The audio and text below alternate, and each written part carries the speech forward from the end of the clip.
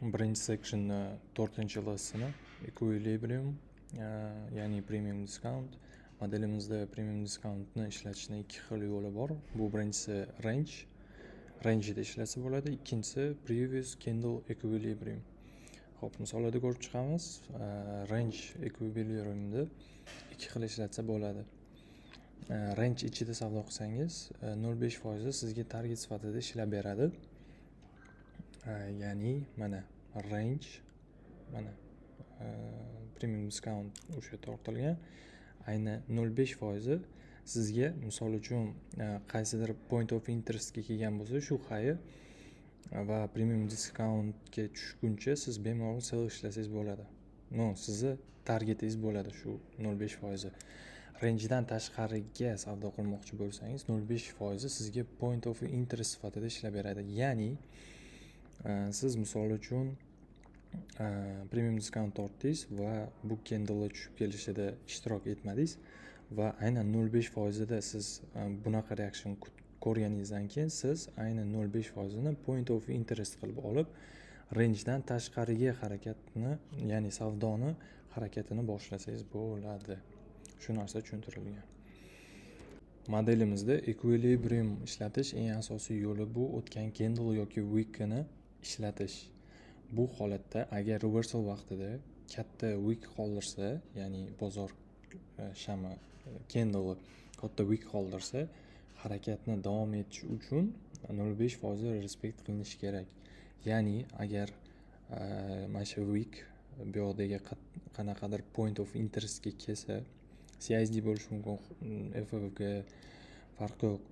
Point of interestga keldi, katta wick qoldirib yopildi, keyingi candle ochilib, shu wickni 50% ni respekt qilish kerak. Bu haqida YouTube'da ham video qilgandim. Bitta batafsil tushuntirib ketaman.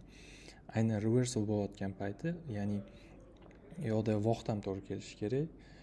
Vaqtdan tashqari bu kichkina candlelarga unchalik qaramayman. Ya'ni reversal kutmoqchi bo'lsam, ayni H4 yoki H1dagi reversal candlelarda ayni mana shunaqa katta wick qoldirsa, wickni 50% ni men o'zim uchun support qilib olib, keyingi candle buy ishlashga harakat qilaman. Sell trendda ham xuddi shunaqa katta wick qoldirdi, wickni 50% ni olib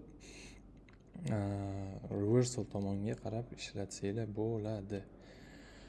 Xo'p, continuation holatida esa o'tgan candle equilibrium bizga keyingi candle harakat davom etishi haqida confirmation beradi. Ya'ni misol uchun bizda buy candle yopildi va o'sha candle premium discountini olsak, ya'ni equilibriumni olsak, ayni tepa qismi, ya'ni 0.5% sizga bozorda keyingi candle ochilishi, keyingi candle yopilishi bullish bo'lishiga support bo'lib berishi kerak.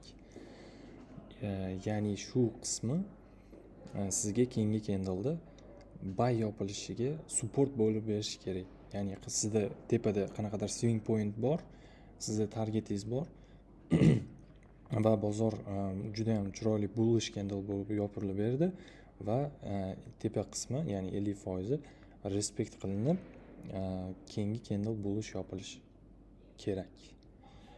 Sell trendda ham xuddi shunaqa. Bu yerda bearish candle chiroyli yopilgan, undan keyin premium discount tortib 0.5% sizga support sifatida ishlatsangiz bo'ladi. Batafsil baribir ham keyingi videolarda tushuntirib ketaman bu narsani.